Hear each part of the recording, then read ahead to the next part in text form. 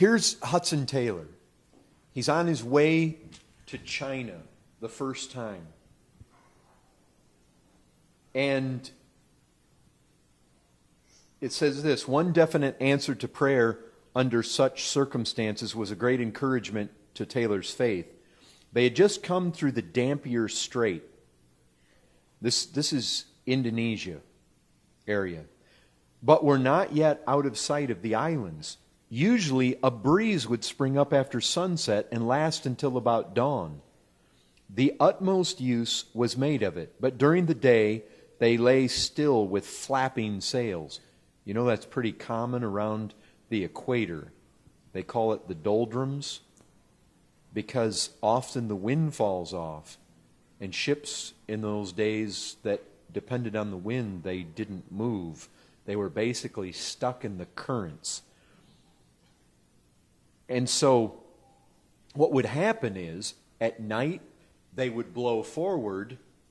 In the day, the wind would stop, and the current would pull them back. Can you imagine that? You sail so far, then the wind stops, and it pulls you back.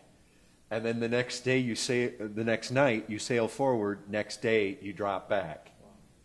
And you just make a little headway. You go a little further. But what happened is this. This happened notably on one occasion when we were in dangerous proximity to the north of New Guinea.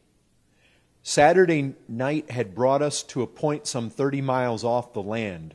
And during the Sunday morning service, which was held on deck, I could not fail to see that the captain looked troubled, frequently went over to the side of the ship. When the service was ended, I learnt from him the cause. A 4-knot current was carrying us toward some sunken reefs, and we were already so near that it seemed improbable that we should get through the afternoon in safety. After dinner, the longboat was put out, and all hands endeavored without success to turn the ship's head from the shore. After standing together on the deck for some time in silence, the captain said to me, "Well, we've done everything that can be done. We can only await the result." "A thought occurred to me," said Taylor, and I replied, "No, there's one thing we have not done yet." "What's that?" he queried. 4 of us on board are Christians. Let us each retire to his own cabin, and in agreed prayer ask the Lord to give us immediately a breeze. He can as easily send it now as at sunset. The captain complied, because he was one of the Christians, with this proposal. I went and spoke to the other 2 men, and after prayer with the carpenter, we all 4 retired to wait upon God. I had a good but very brief season in prayer, and then felt so satisfied that our request was granted that I could not continue asking, and very soon went up again on deck.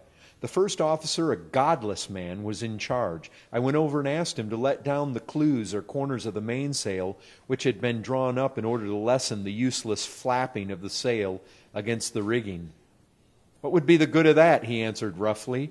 I told him we had been asking a wind from God, that it was coming immediately, and we were so near the reef by this time that there was not a minute to lose.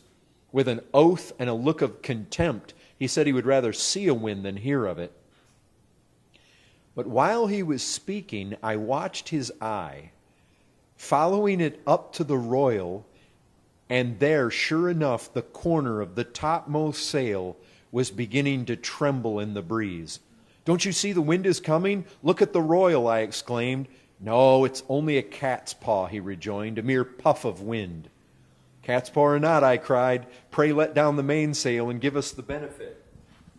This he was not slow to do. In another minute, the heavy tread of the men on deck brought up the captain from his cabin to see what was the matter. The breeze had indeed come. In a few minutes, we were plowing our way at 6 or 7 knots an hour through the water. And though the wind was sometimes unsteady, we did not altogether lose it until after passing the Pelew Islands. Thus God encouraged me, ere landing on China's shores, to bring every variety of need to him in prayer, and to expect that he would honor the name of the Lord Jesus, and give the help each emergency required. And I only read that because it's like I was saying before, something in us knows there is benefit to having a number of Christians. I mean, isn't it true? Sometimes things happen and people send out prayer requests all over the place. I mean, here he was. He has this sense. He didn't just go and pray himself. He wanted every Christian there. And didn't you notice? He specifically emphasized in one accord, that they would pray in one accord. I mean, I only bring that up because I know we feel that, we sense that there is an advantage there.